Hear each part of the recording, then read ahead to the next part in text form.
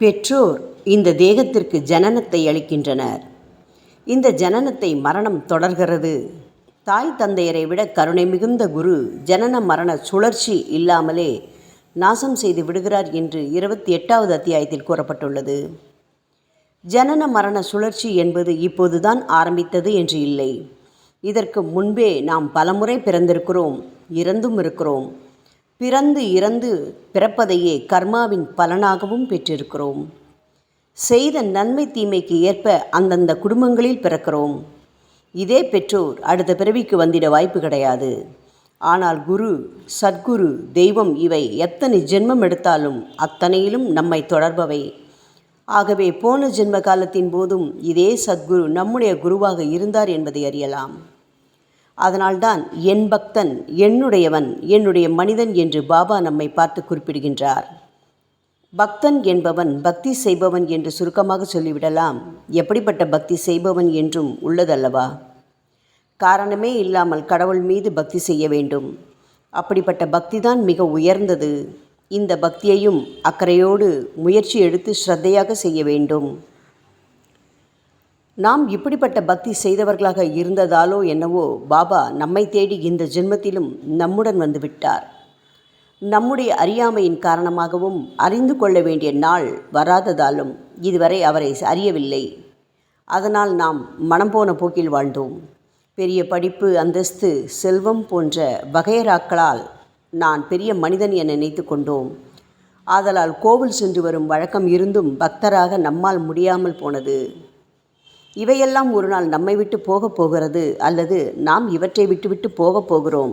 நிலையற்ற இந்த வஸ்துக்களை நாடுவதை விட நிலையானதொரு நிலையை தரும் இறைவனை நாடுவதே மிக உத்தமம் என நினைக்கின்ற நாள் வந்துள்ளது. இப்போது வேளை, அதாவது அவர் நமக்கு புலப்பட வேண்டும் என்கின்ற நேரம் வந்துவிட்டது. ஆகவே நம்மால் ஈர்க்கப்படுகிறார், நம்மை தம்பக்கம் இருக்கிறார். நாம் செய்த தவறுகள், அக்கிரமம், பாவம் என எதையும் அவர் பார்ப்பதில்லை. முன்னே நாம் அவருடையவராக இருந்தோம் என்பதை மட்டுமே அவர் பார்க்கிறார். இதன் காரணமாகத்தான் என் பக்தன் என அவர் தன்னை அறியாதவனை பற்றி இங்கே குறிப்பிடுகிறார். இப்போது எதற்காக நம்மை ஈர்க்கிறார் எனில், அடுத்த ஜென்மத்திற்கு ஆயத்தமாகுவதற்கு என்பதற்காக அல்ல. இனி ஜென்மமே வேண்டாம், இதை இந்த பிறவிலேயே முடித்துவிடு என போதித்து அதற்கேற்ப நடத்துவதற்காக. இதை உணராமல் கஷ்ட நிவர்த்தி என்கின்ற பெயரில் அவரை அணுகுகிறோம். அவரும் வா தருகிறேன் என கூறி ஈர்த்து கொண்டு சில காலம் நாம் விரும்பியதை தந்து பிறகு தன் விருப்பம் போல நம்மை நடத்துகிறார். இதுவரை நீங்கள் செய்தவை யாவும் நீ யார் என உன்னை உணராத காரணத்தினால் செய்த பாவங்கள். இவை பிழை என அறியாமல் பிழைப்பு என நினைத்த தவறுகளே இது. எங்கே உடம்பின் பாவச் செயல்கள் தடுத்து நிறுத்தப்படுகின்றதோ அல்லது நம்மை விட்டு நீங்கப்படுகிறதோ அங்கே ஆன்மீக வாழ்க்கை ஆரம்பிக்கிறது. அதன் பிறகு அனைத்துமே நம் இறைவனின் கருணையாகும். அருணகிரிநாதர் இதுவரை வந்தவர்களில் உயர்ந்தவர். ஏனெனில் மற்றவர்கள் கடவுளை உணர வைத்தார்கள். அருணகிரிநாதர்தான் மக்கள் கண்கள் முன்னே கடவுளை கொண்டு வந்து நிறுத்தினார். எல்லோரும் அஷ்டமா சித்திகளை பற்றி கதையாய் பேசினார்கள். அவர்தான் அவற்றை உண்மை என காட்டி கூடு விட்டு கூடு பாய்வது போன்றவற்றை செய்தார். இறைவன் அருளுக்கு முழு பாத்திரமாய் விளங்கினார். இதற்கு திருவண்ணாமலை கோவில் சாட்சியாக விளங்குகிறது. வால்மீகி முனிவர் எழுதியதைப் போன்றே ராமர், சீத்தை வாழ்ந்தார்கள். அவர்கள் பிறக்கும் முன்பு அவர்களது வாழ்க்கையை எழுதியவர் வால்மீகி. இந்த ஆற்றல் திருடனாக வாழ்ந்தவருக்கு எவ்வாறு வந்தது?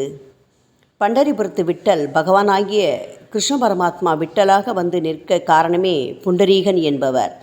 அவரும் தாய் தந்தையர் இருவரையும் அடித்து துன்புறுத்தியவர்தான்.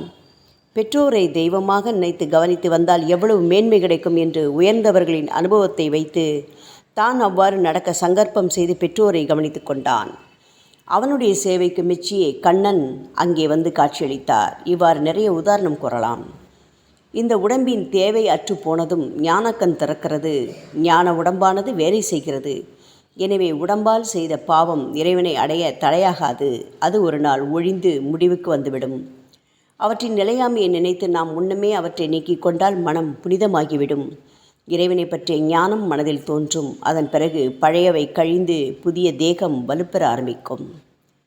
நாம் அவருடையவர்கள் என்ற எண்ணமே நமக்கு போதும். அவரால் மீட்கப்படுவோம், காப்பாற்றப்படுவோம். அதற்கு நமக்கு பக்தியே முக்கியமான ஆதாரம். தீவிரமான வைராக்கிய பக்தி இருந்தால் போதும் இறைவனை சுலபமாக அடைந்து விடலாம். தவிர நாம் தேட வேண்டிய அவசியமில்லை. அவரே நம்மை தேடி வந்து விடுவார். அவர் எவ்வாறு ஒருவரை இழுக்கிறார் என்பதை இந்த அத்தியாகிய ஸ்லோகங்கள் கூறுகின்றன.